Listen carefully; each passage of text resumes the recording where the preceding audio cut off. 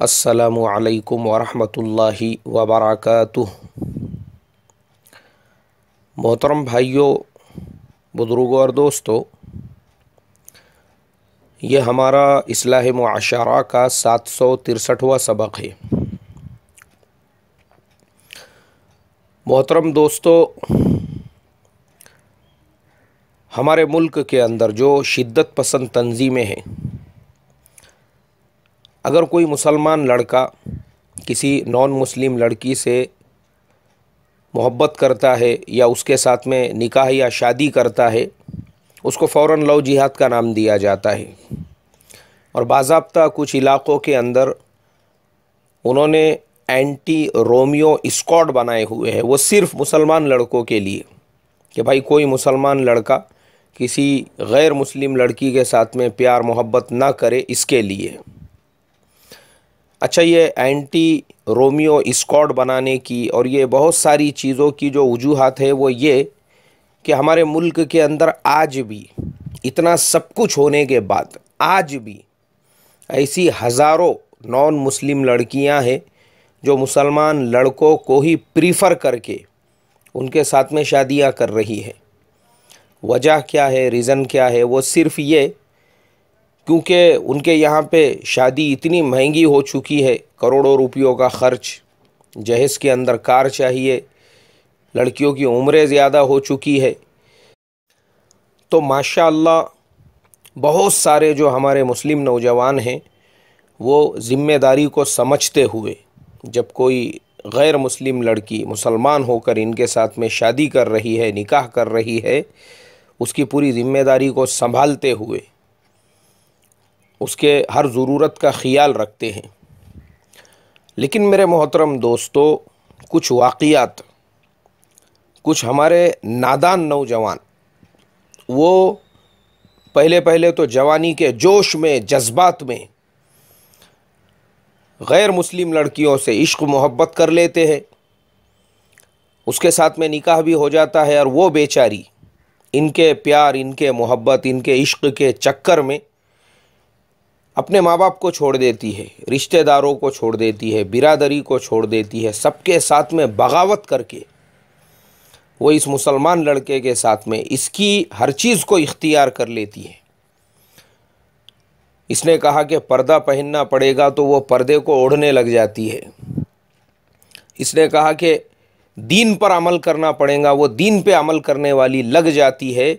लेकिन उसके बाद हमारा एक आधा नौजवान जब इस तरीक़े का अमल करता है, उस लड़की के साथ बेवफाई, किसी और लड़की के साथ फिर उसने इश्क और मोहब्बत का चक्कर चलाया और उसके साथ में निकाह कर लिया, तो ये बेचारी जो इसके साथ अपना घर छोड़कर, अपनी बिरादरी छोड़कर, अपना ख़ानदान छोड़कर, सब कुछ छोड़कर अकेली तन्हा इसके साथ में रह रही है, मुझे आप बताइए वो बेचारी के ऊपर क्या उसका बैड इम्प्रेशन पड़ेगा, और समाज के ऊपर, उसके माँ बाप के ऊपर, और उसके वो रिश्तेदार जिनको छोड़कर ये आई है, वो इस्लाम के बारे में और मुसलमानों के बारे में क्या इम्प्रेशन लेंगे, ये आप मुझे बताइए।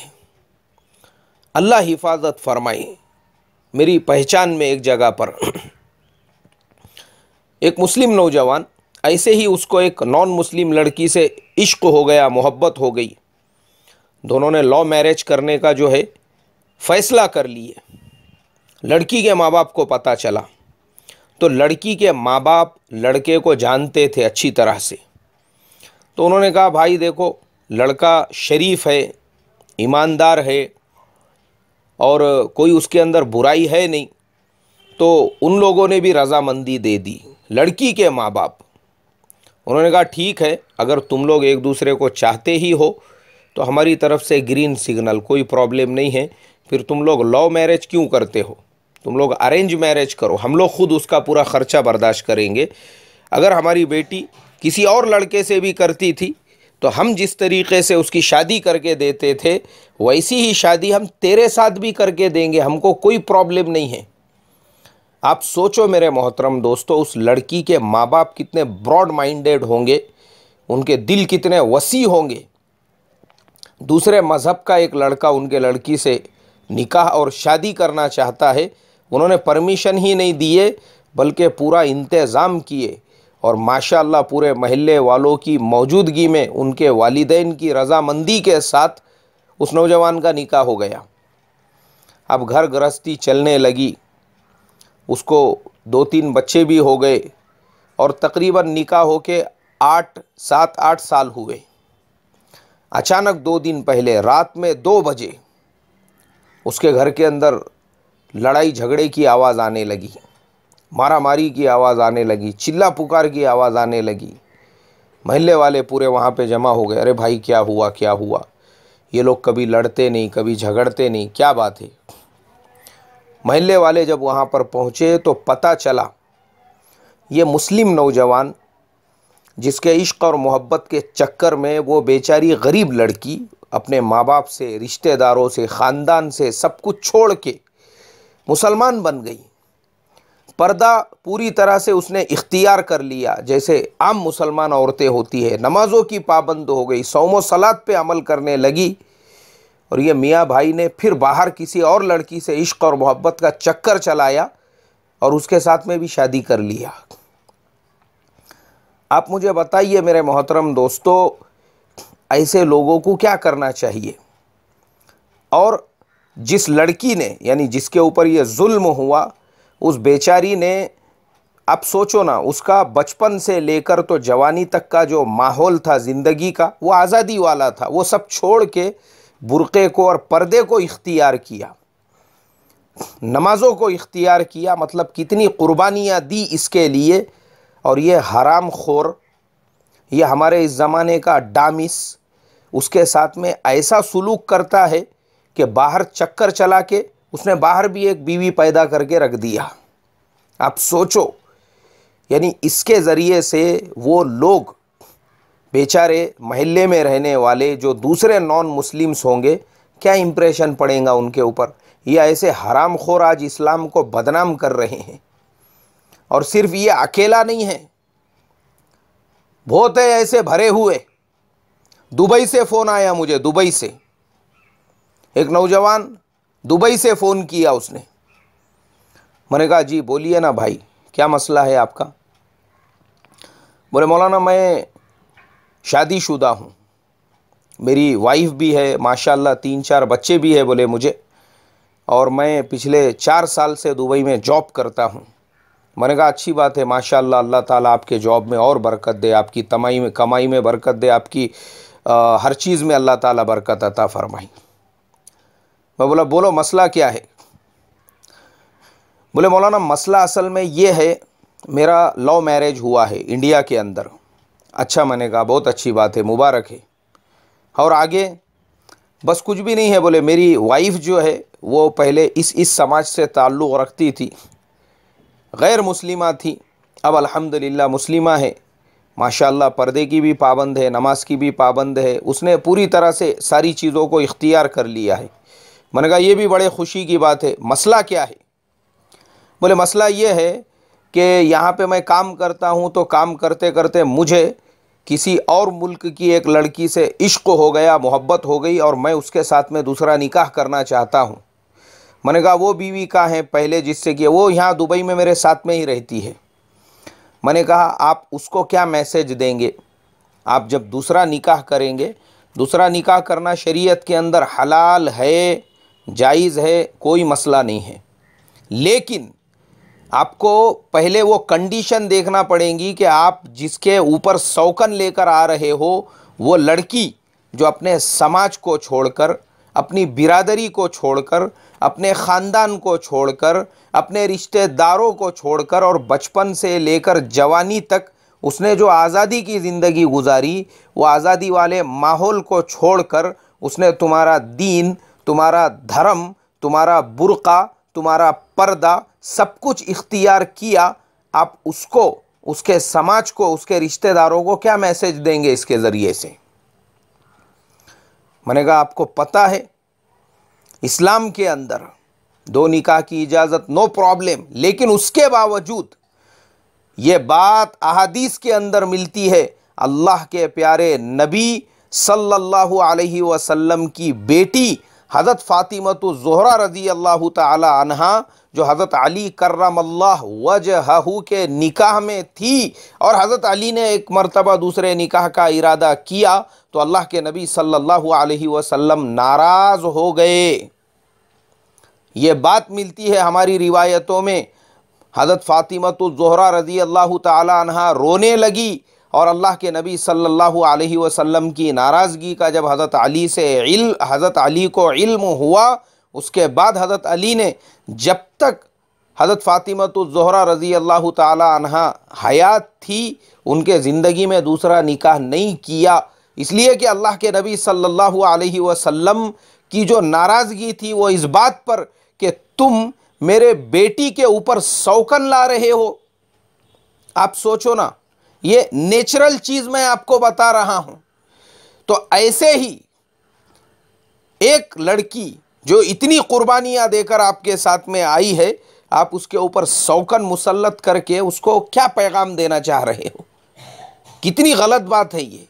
और मैं जब भी सुनता हूं कि हमारा मियाँ भाई उसने पहले ऐसी भोली भाली सीधी सादी लड़कियों को इश्क और मोहब्बत के हरे हरे बाग दिखाकर, हाँ, उनके साथ में आइसक्रीम हो रहा है, उनके साथ में मैकडॉनल्ड के अंदर बर्गर खाया जा रहा है, उनको आसमान से तारे तोड़ के लाके देने की बातें हो रही है। तुम जो कह दो तो चांद तारों को तोड़ लाऊंगा मैं, चांद तारों को तोड़ने की बातें हो रही है। और निकाह हो गया, शादी हो गई तो कांदे बटाटे के वांदे आ गए बिचारी के। शादी हो गई, निकाह हो गया, दाल चावल के वांदे हो गए, जवारी बाजरी के वांदे हो गए, उसकी वो ज़रूरियात पूरी करने को तैयार नहीं और वो अपना सब कुछ छोड़कर ऐसे नौजवानों के साथ में आई। तो मुझे आप बताओ ऐसों को क्या करना चाहिए? मैं तो कहता हूं जो बांस के डंडे रहते ना, लकड़ियां, उसको रात भर एरंडी के तेल में भिगा के रखना चाहिए और ऐसों को नंगा करके पेंदे के ऊपर गली के हर आदमी ने दो दो देना चाहिए इनाम के तौर पे, हर आदमी ने, कि इसने आपके समाज को भी बदनाम किया, कौम को भी बदनाम किया, गली और मोहल्ले के लोगों के ऊपर भी शर्म और उनको नजरें झुकाने का टाइम लेकर आया। आज मेरे मोहतरम दोस्तों, हमारे मुस्लिम नौजवानों की ऐसी हरकतों की वजह से, अरे जब अपने जी में दम नहीं है तो काय के वास्ते ऐसे काम करते? फिर जब अपन संभाल नहीं सकते और बहुत अपने को यानी ख्वाहिशात है और अपने को पता है कि अपन इसके ऊपर स्टेबल नहीं रह सकेंगे, तो काय के वास्ते दूसरों की बहन बेटियों की जिंदगियां बर्बाद करने का? किसने इनको इस बात के राइट्स दिया? किसने इनको इस बात का हक दिया कि एक मासूम लड़की जो बेचारी अपना सब कुछ छोड़कर इनके साथ में आए और वो इस तरीके से उसके साथ में धोखे का मुआमला करे? अल्लाह हिफाजत फरमाए मेरे मोहतरम दोस्तों, अल्लाह हिफाजत फरमाए। मैं हमेशा जो कहता हूँ ना, हमारे पूरे मुल्क में आज इस्लाम और मुसलमानों के जो हालात है, लोगों को इस्लाम पे एतराज़ नहीं है, लोग इस्लाम से मोहब्बत करते हैं, लेकिन मुसलमान आज के ऐसे, ये मुसलमान ऐसे होने की वजह से मुल्क के अंदर ये सारे हालात है, ये हरकतों की वजह से। मुआमलात सही नहीं, इस तरह के लपड़े करेंगे, शादी बियाह करके फिर उसके ऊपर शौकन लाने की तैयारी, फिर बाहर चक्कर चल रहे हैं। अल्लाह हिफाजत फरमाए मेरे मोहतरम दोस्तों, अल्लाह हिफाजत फरमाए। हमारे महाराष्ट्र के एक बहुत बड़े लीडर, शिवसेना सुप्रीमो बाल ठाकरे साहब, वो हमेशा एक बात बोलते थे और बाज़ाब्ता उनका जो पेपर है मराठी सामना, उसके अंदर लिखते भी थे। वो बोलते थे, देखो मुसलमान जिस तरीक़े से रमज़ान का एक महीना रहते हैं, अगर बोले वो एक महीने की तरह से ही पूरे 11 महीने रहने वाले बन जाएंगे तो हम खुद उनका सत्कार करेंगे, सर आँखों पे बिठा के रखेंगे। ये उनके जुमले हुआ करते थे। लेकिन मेरे मोहतरम दोस्तों, ये ऐसी जब हम हरकतें करेंगे, इस तरीक़े के मुआमलात करेंगे, किसी के बहन बेटी की ज़िंदगी बर्बाद करेंगे, तो मुझे आप बताओ ना क्या इम्प्रेशन पड़ेगा लोगों के ऊपर हमारा? इसके लिए मेरी आप तमाम लोगों से दरख्वास्त है, और ख़ास तौर पे हमारे नौजवानों से, अगर अपने जी में दम नहीं है तो इस तरीक़े के काम मत करो, दूसरों की बहन बेटियों की ज़िंदगियां बर्बाद मत करो, और इस तरीक़े से मुसलमानों को और इस्लाम को बदनाम मत करो। अल्लाह के वास्ते, पहले ही मुल्क में हालात ऐसे चल रहे हैं, उसके बावजूद भी इन लड़कियों की हिम्मत है जो लड़कों के साथ में कोर्ट मैरिज कर रही है, निकाह कर रही है, और फिर तुम इस तरीक़े का करके वो जो हमारे ख़िलाफ़ में काम करने वाले हैं पूरा मटेरियल दे रहे हो उनको। अल्लाह हिफाजत फ़रमाए, हम तमाम को हिदायत अता फ़रमाए, हिदायत के रास्ते पे चलने वाला बनाए, और हमारे नौजवानों को समझ और फ़हम अता फ़रमाए। अस्सलामु अलैकुम व रहमतुल्लाहि व बरकातुहू।